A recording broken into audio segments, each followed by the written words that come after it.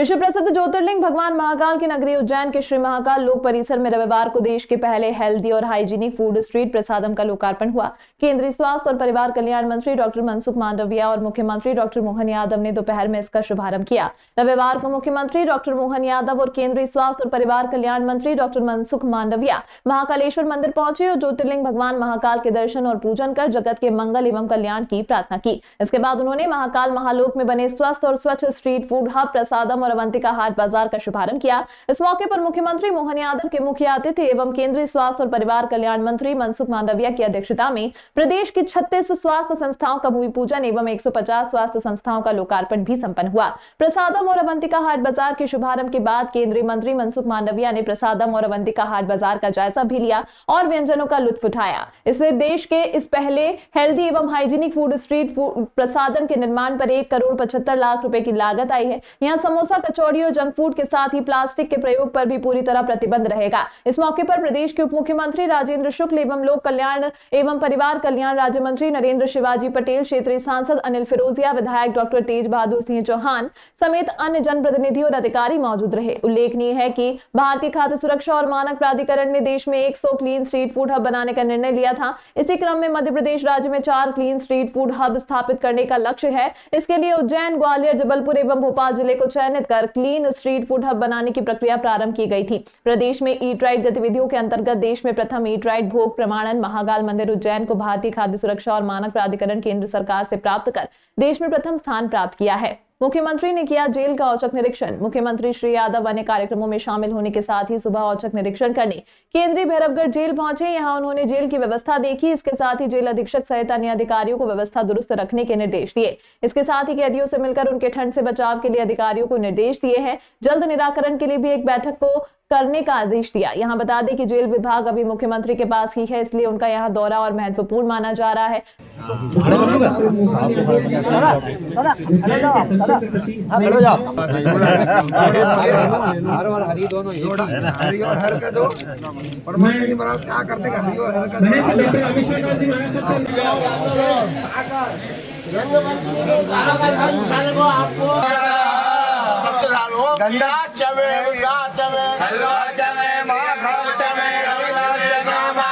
था माननीय राजनाथ सिंह जी के साथ हम हरिद्वार गए।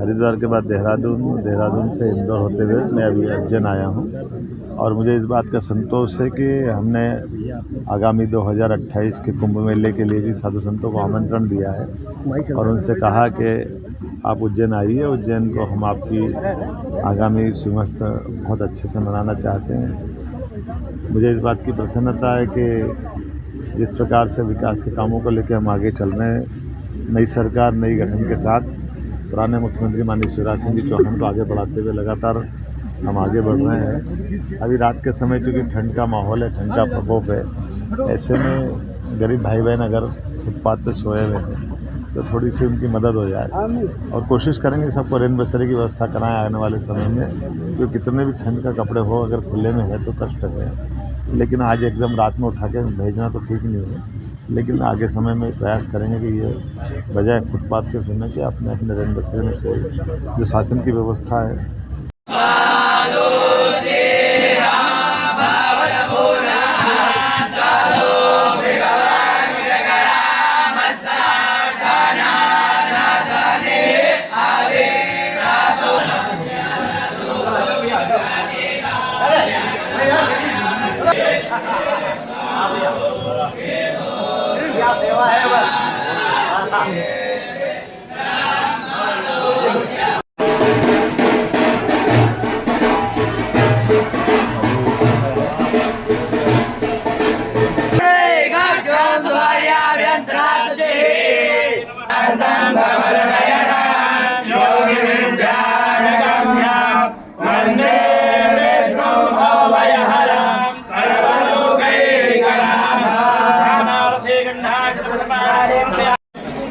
एक नन्हा सा दिया आपके आकर्षण हो रहा है।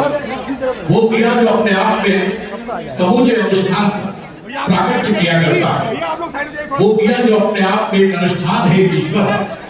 और आज उसी दिए को रोशनी देते हुए जिसके प्रकाश में हम सभी जन्मनाते हैं। ऐसे थोड़ा सा भाई साहब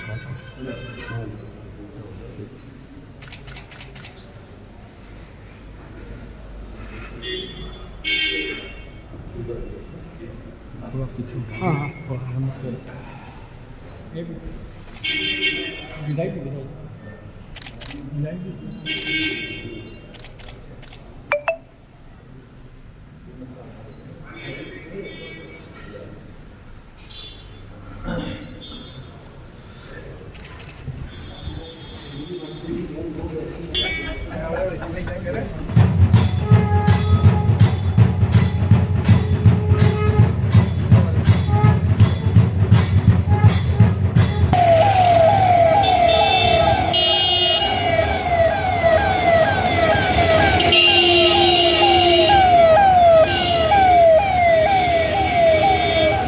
चलो अभी रुक जाओ चलो जा रही है। अरे कम्बल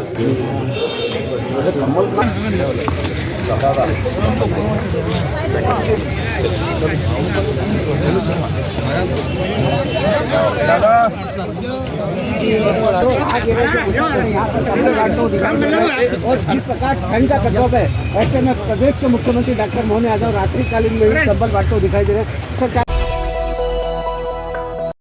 नहीं थम रहा ठंड का कहर, सर्द हवाओं ने लोगों की दिनचर्या बदली। उत्तरी सर्द हवाओं के चलते मध्य प्रदेश सहित अन्य प्रदेशों में पिछले 7 दिनों से लोगों की दिनचर्या बदल गई है। तेज ठंडी हवाओं और घने कोहरे के कारण लोग घरों से बहुत ही जरूरी काम होने पर निकल रहे हैं। सर्दी के कारण दिन भर सड़कें सूनी नजर आ रही हैं। शहर के अलावा ग्रामीण अंचल में भी सुबह घना कोहरा छा रहा है, जिससे कुछ दूरी पर भी सामने से आने वाले वाहन नजर नहीं आ रहे हैं। सड़कों पर गुजर रहे वाहन चालक कोहरे के कारण लाइट जलाकर धीमी गति से निकल रहे हैं। दिन भर सड़कों पर कोहरा छाया रहा है। कोहरे के कारण तेज ठंड का असर भी दिन भर बना हुआ है। इतनी सर्दी में बच्चे सुबह सुबह स्कूल गर्म वस्त्र पहनकर पहुंच रहे हैं। हालांकि आज रविवार के दिन छुट्टी होने से बच्चों को स्कूल नहीं जाना पड़ा। जीवाजी वेधशाला के अनुसार पश्चिमी विक्षोभ के आगे बढ़ने से नमी की स्थिति बनी हुई है। आने वाले दिनों में तापमान में और गिरावट आ सकती है। महाकाल की नगरी में महादेव का अपमान। जी हां, सुनकर आप आश्चर्य में पड़ गए होंगे, मगर ये बात बिल्कुल सही है। आज हम आपको एक ऐसी ही खबर दिखाने जा रहे हैं जिसमें सीवरेज के गंदे पानी में खड़े होकर महादेव का पूजन करने को मजबूर हैं यहां के रहवासी। ये देखकर आप खुद ही समझ जाएंगे कि वाकई में महाकाल की नगरी में महादेव का अपमान हो रहा है। जिम्मेदारों को ना तो ये सब दिखाई देता है और ना ही सुनाई देता है। आखिर क्या है पूरा मामला, दिखाते हैं इस पूरी खबर में। शहर के मध्य स्थित है राजीव रत्न कॉलोनी, जो कि नीलगंगा थाने के पास स्थित है, और यहीं पर स्थित है एक महादेव का मंदिर, जहां बड़े छोटे सभी लोग पूरी आस्था से पूजन अर्चन करते हैं। मगर ये जानकर आपको आश्चर्य तो होगा ही, साथ ही दुख भी होगा कि लोग गटर के गंदे पानी से गुजरकर मंदिर तक पहुंचते हैं और कई बार तो इसी गंदे पानी में खड़े होकर अपने महादेव का पूजन करते हैं। हालांकि ये तो भोले हैं, इसीलिए इन्हें भक्तों की सिर्फ आस्था और भक्ति दिखती है, गंदगी नहीं। हालांकि नहा धोकर गंदगी में खड़े पूजन करना इनकी मजबूरी है, क्योंकि इनकी सुनने वाला कोई नहीं है। हमारी टीम तब और चौंक गई जब हमने देखा कि एक श्रद्धालु महिला सीवरेज से निकल रहे मलमूत्र के गंदे पानी में उतरकर गंदे पानी को निकालने का प्रयास करती दिखी। महिला द्वारा गटर का पानी साफ करना उसकी महादेव के प्रति आस्था है, मगर उन जिम्मेदारों का क्या, जो मौन होकर अंधे बने बैठे हैं। मैडम क्या कर रही हो आप? ये मैं कर रही हूँ, इधर जो मंदिर बना हुआ है यहाँ पर, तो ये यहाँ की सारी गंदगी मतलब मंदिर पे जाती है और लोग इसी में मतलब पूजा कर रहे हैं। और हम लोग थक गए हैं, सबको बोल बोल के, पार्षद जी को बोल बोल के थक गए हैं। उधर से वो नाली का पानी पूरा मंदिर पे आ रहा है, पीपल पे हम लोग पूजा नहीं कर पा रहे हैं, तो हम खुद यहाँ सफाई कर रहे हैं। तो ये तो सीवरेज का पानी, इतने गंदे पानी में आप घुस के काम कर रहे हो, नगर निगम को नहीं बोला आपने? हमने सबको बोला है, अगर हम यहाँ पर आके मतलब कार्रवाई करते हैं, कॉल करते हैं, तो यहाँ पे लोग फिर आके हमको गाली गलौज करते, धमकाते हैं, बोलते सरकारी मल्टी है, सरकारी मल्टी है, इस तरह से। और यहाँ पार्षद भी कुछ नहीं सुनता है और ना कोई देखने आता है। हमारे तो महापौर बहुत बढ़िया हैं और काम भी बहुत अच्छा करा रहे हैं। कभी उनको शिकायत करी क्या आपने? अभी महापौर के पास तो हम लोग नहीं गए, जहाँ तक हम लोगों को पता है, हमने वहाँ तक शिकायत करी है, पर यहाँ कोई सुनवाई नहीं होती है। बोलते स्वच्छ भारत है, स्वच्छ भारत है, पर आप यहाँ आके देखिए कायगा स्वच्छ भारत है। यहाँ चैम्बर देखो, ये मतलब सरकार ने मल्टी दी लेकिन नरक की जिंदगी दे दी है। या नरक की जिंदगी जी रहे हम लोग। दरअसल महादेव मंदिर के सामने सीवरेज का टैंक प्रतिदिन ओवरफ्लो हो जाता है और सीवरेज का ये गंदा पानी मंदिर के चारों ओर जमा हो जाता है, जिससे पूरा मंदिर मल मूत्र के गंदे पानी से घिरा रहता है। अगर किसी को पूजन करना है तो इसी गंदे पानी से गुजरकर महादेव का पूजन करना पड़ता है। रहवासियों ने बताया वो लोग ही यहाँ पर झाड़ू लगाते हैं और कोई भी निगम कर्मी यहाँ झाड़ू तक लगाने नहीं आता, और अगर कोई आता भी है तो कभी कभार। प्रतिदिन ये श्रद्धालु यहाँ पर साफ सफाई करते हैं। अभी हमें पूजा करने में भी क्या आफत आती कि हम लेटरिन बाथरूम में आके पूजा कर रहे और पीपल का झाड़ है, हमें और पाप के भागी बन रहे हैं। भाई ये पीपल का झाड़ है, इसके अंदर अगर लेटरिन बाथरूम का पानी आएगा तो पाप के भागी तो हम लोग बनेंगे ना। तो हम ये चाहते हैं कि यहाँ पे इसका एक कोटला सरीका बन जाए और इसके अंदर आड़ हो जाए और इस साइड पे थोड़ा या तो गड्ढा हो जाए। ये पानी बहुत रुकता है, ऊपर से लोग फेंकते हैं और पानी रुक जाता है। यहाँ की पार्षद है गीता विजय चौधरी। इन्हें इन सब समस्याओं से कोई मतलब नहीं है और ना ही इन पार्षद ने कभी अपना मुंह भी दिखाया है। रहवासियों ने पार्षद को समस्या बताने की कोशिश भी की तो पार्षद ने फोन उठाना ही बंद कर दिया। पार्षद गीता विजय चौधरी का ये गैर जिम्मेदाराना रवैया किसी भी लिहाज से सही नहीं है। अरे करते हैं पर क्या है कि कोई सुनवाई नहीं होती, आते हैं और कर जाते हैं और फिर यहाँ के लोग गंदगी करते। आए दिन हम लोग ही यहाँ से साफ सफाई करते हैं। ये मंदिर में सब आने में डर लगता है, इतनी गंदगी रहती है यहाँ पे। ना झाड़ू लगाने आते हैं ना कोई, मतलब कुछ सुनवाई नहीं है यहाँ। ये तो सीवरेज का पानी निकल रहा है, गटर का इतना गंदा पानी निकल रहा है, इसमें साफ सफाई कैसे कर पाते हैं आप लोग? ये आते ही नहीं ना, हम बोलते शिकायत कर करके थक गए, हाथ से करनी पड़ती। आपके पार्षद कौन है? पार्षद को भी कितनी बार बोल दिया है। कभी आए? नहीं आते हैं ना। पहचानते आप उनको, कौन है पार्षद? हाँ पहचानते हैं ना। कभी देखा इधर आते हैं? कभी नहीं आए, हमने तो कभी देखा ही नहीं उनको यहाँ पे आते हुए। जरा सोचिए, निगम कर्मी सुनते नहीं और पार्षद किसी काम का नहीं तो रहवासी आखिर कहां जाएं? क्या इसी तरह नर्क की जिंदगी जीते रहेंगे यहाँ के लोग? क्या इसी तरह गंदे पानी में खड़े होकर पूजन करते रहेंगे लोग? इसी तरह महाकाल की नगरी में महादेव का होता रहेगा अपमान? अगर निगम प्रशासन की बात करें तो बड़ा सख्त रवैया है यहाँ के जिम्मेदारों का, बावजूद इसके लोगों का ये हाल है।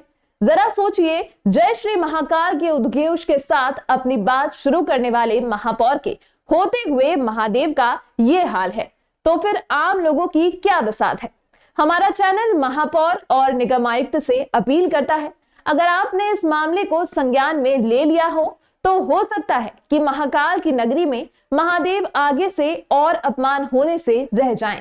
मिलजुल के सब सफाई करते हैं, सुबह सुबह उठ के सारा हटाते हैं। यहाँ से लेटरिन बाथरूम का सारा पानी मंदिर में पीपर पे हम यहाँ पैर भी नहीं रख सकते और हमको सफाई खुद करना पड़ती है। यहाँ पर आज कई काम है यहाँ पे। सीवरेज के पानी के ऊपर से गुजर के आप लोगों को मंदिर तक पहुँचना पड़ता है और आसपास सफाई करने कोई भी नहीं आता है। कोई नहीं आता, बुला के थक जाते हैं। आप बहुत ज्यादा प्रेशर दो तब जाके वो 8 या 15 दिन में एक बार इसे झाड़ू निकालने आते हैं, वो भी से। और हम यहाँ की पूरी सफाई हम खुद अपने आपके यहाँ के पार्षद कौन है? अभी कभी बोला आपने उनको?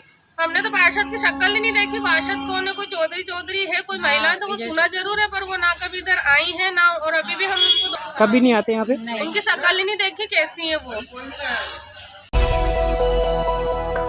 टीवी दुनिया का नामी सीरियल अनुपमा में मुख्य किरदार निभाने वाली अभिनेत्री रूपा गांगुली रविवार को सुबह भगवान महाकाल के मंदिर पहुंची। यहां उन्होंने भस्म आरती में शामिल होकर भगवान महाकाल का आशीर्वाद लिया। भगवान महाकाल का आशीर्वाद लेने के लिए बड़ी संख्या में देश विदेश से भक्त और फिल्मी हस्तियां उज्जैन पहुंचते हैं। इसी क्रम में तड़के करीब 2 बजे अभिनेत्री रूपा गांगुली महाकाल मंदिर पहुंची। यहां उन्होंने नंदी हॉल में बैठकर भगवान महाकाल की भस्म आरती में शामिल होकर भगवान का आशीर्वाद लिया। आरती के बाद वे महाकाल के देहरी से दर्शन करने पहुंची। दर्शन के बाद रूपा ने कहा, महाकाल का आशीर्वाद लेने आई थी, भगवान महाकाल की भस्म आरती में सभी को शामिल होना चाहिए। रूपा गांगुली महाकाल मंदिर की व्यवस्था से बहुत खुश नजर आई। 7 साल की उम्र में उन्होंने अपने पिता की फिल्म साहिब में अभिनय करने वाली रूपा गांगुली को सफलता टेलीविजन पर जाने के बाद मिली। रूपा कई सफल टेलीविजन धारावाहिक में दिखाई दी, जिनमें बा, बहू और बेबी एवं परवरिश, कुछ खट्टी कुछ मीठी शामिल है। 2020 में अनुपमा टीवी सीरियल के साथ लौटी, जो कि बेहद फेमस धारावाहिक बना।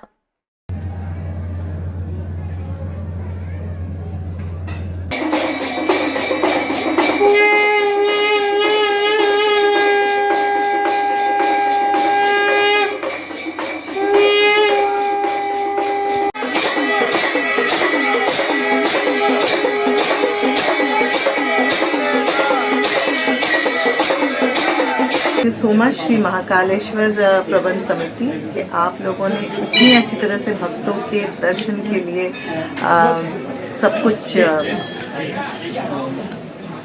सारी सुविधाएं बनाए रखी हैं, सारी अरेंजमेंट्स कर रखी हैं और जिस तरह से सुबह की भस्म आरती होती है वो देखने लायक है, बहुत ही भव्य है। सभी को आना चाहिए, हर एक को आना चाहिए, जो भी सनातन धर्म के हैं उन सभी को आना चाहिए इस भस्म आरती के दर्शन करने। राज्यपाल मंगूभाई पटेल रविवार को उज्जैन की जनपद पंचायत घटिया की ग्राम पंचायत सोडंग में आयोजित विकसित भारत संकल्प यात्रा कार्यक्रम में शामिल हुए। राज्यपाल ने इस अवसर पर कहा कि विकसित भारत संकल्प यात्रा प्रदेश के सभी शहरी और ग्रामीण क्षेत्रों व पंचायतों में निरंतर निकाली जा रही है। यात्रा में केंद्र की जन कल्याणकारी योजनाओं के बारे में आमजन को विस्तार पूर्वक बताया जा रहा है। साथ ही जो भी पात्र हितग्राही शासन की योजनाओं का लाभ लेने से वंचित रह गए हैं उनका भी पंजीयन किया जा रहा है। सरकार स्वयं आपके गांव और आपके घर तक आकर आपको योजनाओं का लाभ दे रही है। उज्जैन जिले में विभिन्न पंचायतों में विकसित भारत संकल्प यात्रा निकाली जा रही है। हम सबके लिए बड़े हर्ष का विषय है कि विकसित भारत संकल्प यात्रा के दौरान लगाए गए शिविर में न सिर्फ योजनाओं की जानकारी लोगों को मिल रही है बल्कि छूटे हुए पात्र लोगों को पंजीकृत भी किया जा रहा है। माननीय विधायक महोदय इसे प्राप्त कर रहे हैं। 100% आयुष्मान का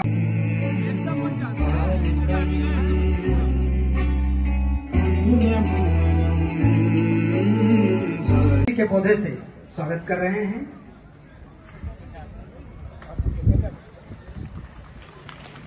सोडंग की रहवासी मैं गंगा गोकुल शंभू भी मिला, सब अच्छा शंभू चल रहा है, लाभ मिला है सरकारी समूह से। पहले तो लकड़ी चूल्हे जलाते थे, फिर अभी तो गैस मिले है, मोदी जी गए थे तब से, और जल्दी से निमट भी जाते हैं और जल्दी से मजदूर करने भी चले जाते हैं और लेटरिन बाथरूम भी सब बनी है सबकी। ऐसे हमारे श्री राम जिन्होंने अपने पिता का वचन निभाने के लिए राजपाट को ठोकर मार के 14 साल वनवास गए। क्यों गए? क्योंकि उनके पिता ने जो वचन दिया था उसको निभाना था। ऐसे ही हमारे यशस्वी प्रधानमंत्री श्रीमान नरेंद्र मोदी हैं, जिन्होंने जो बात कह दी मतलब पत्थर की लकीर, जिनकी गरिमामय उपस्थिति हुई है, ऐसे हमारे मध्य प्रदेश के महामहिम राज्यपाल जी इस घटिया विधानसभा के छोटे से गांव में पधारे हैं। वो 17 डिग्री के इस टेम्परेचर में हम सबको हौसला अफजाई कर रहे हैं और हम सबको आशीर्वचन दे रहे हैं। एक बार जोरदार तालियों से, करतल ध्वनि से माननीय महामहिम राज्यपाल जी का और जोरदार तालियों से भव्य स्वागत अभिनंदन कीजिए। आज हम सबके लिए सौभाग्य का विषय है कि मध्य प्रदेश में विकसित भारत संकल्प यात्रा के इस कार्यक्रम में प्रदेश के यशस्वी महामहिम राज्यपाल श्री मंगूभाई जी पटेल साहब, जो कि निरंतर प्रदेश के विकास के लिए संकल्पित रहते हैं, साथ ही इनका लक्ष्य प्रदेश के प्रत्येक व्यक्ति को, आम नागरिक को सुविधाएं, सुख सुविधाएं प्रदान करने का इनका शुरू से ही लक्ष्य रहा है। हम शपथ लेते हैं कि भारत को 2047 तक आत्मनिर्भर और विकसित राष्ट्र बनाने के सपने को साकार करेंगे। गुलामी की मानसिकता को जड़ से उखाड़ फेंकेंगे। देश की समृद्ध विरासत पर गर्व करेंगे। भारत की एकता को सुदृढ़ और देश की रक्षा करने वालों का सम्मान करेंगे। नागरिक होने का कर्तव्य निभाएंगे। भारत माता की जय।